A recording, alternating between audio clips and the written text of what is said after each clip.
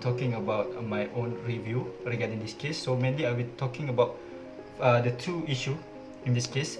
So I'll be making a review based on from the two issue. First one is regarding the evidence of a child victim of a sexual assault charge in first charge capable of amounting to corroboration of the evidence of a child victim in a similar assault for the second charge. So meaning that it want to show whether the first sworn evidence can be corroborated to the second sworn evidence made by the second group of the child of the group.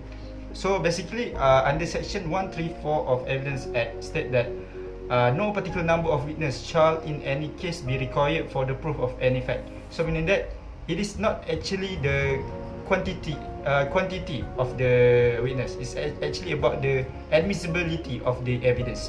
So meaning that corroboration is actually an independent testimony that affect the accused by connecting or tending to connect him with the crime.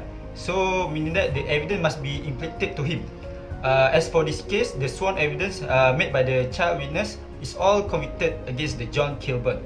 So actually for the corroboration, court will not consider corroboration evidence unless in the case where the nature of the testimony of the single witness itself require as a rules of prudence. Meaning that corroboration should not be insisted unless for the case of a child witness or of a witness whose evidence is that of an accomplice. Meaning that actually there are many types of corroboration evidence, which are sworn and unsworn evidence of a child, evidence of an accomplice, and many more. So as for this case, all of the children has given their sworn testimony, but it was separated by each group, and only the first group has given their sworn testimony, and it has been taken as corroborated evidence as to relate for this case.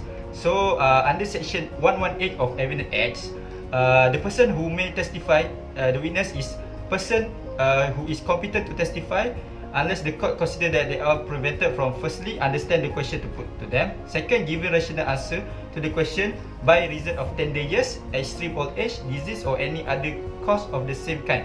So in this case, it refers to the sworn testimony of a child, meaning that in this case they think that child cannot give their sworn testimony because of their mental capability to think.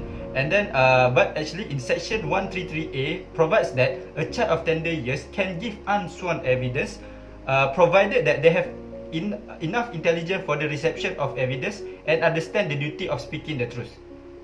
Also we can see from the example on section 8 of Oath and Affirmation Act, which stated that any person of immature age who ought not to be affirmed unable to take an oath can give evidence after a caution by the court to speak the truth, the whole truth, and nothing but the truth. So for this first issue, it's safe to say that in this case there is no issue on corroboration as it was obtained lawfully and as accordance with the regulation, where the first group of child victim testimony can be considered sufficient and can be corroborated with the second group of child victim testimony.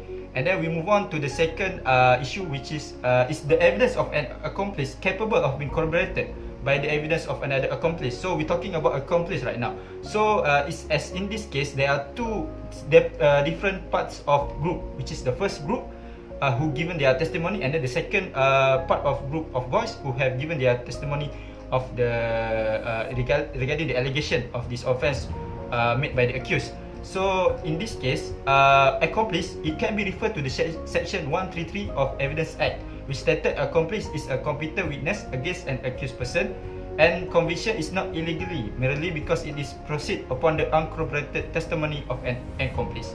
So this can be referred to the illustration B in the section 114 of Evidence Act 1950, which stated that an accomplice is unworthy of credit unless he is corroborated in material particulars. So meaning that in this case, it can be referred to the uncorroborated evidence of the first 4 counts related to the offense against one group of 4 boys, and then counts 5 to 7 related to the offense against another group of 2 boys. So all the boys have given their sworn evidence, meaning that court stated that they will be entitled to take the uncorroborated evidence of a second group of boys if they were satisfied that the boys were speaking the truth as to the what appellant have done to them, as according to the sworn testimony made by the first group of boys. And then as for conclusion, I agree with the judgment of the judge at House of Lords, because where he stated that the respondent was rightly convicted since the sworn evidence of a child victim could be corroborated by the evidence of another child victim of alleged similar misconduct, where the evidence was admissible and proved the guilty of the accused.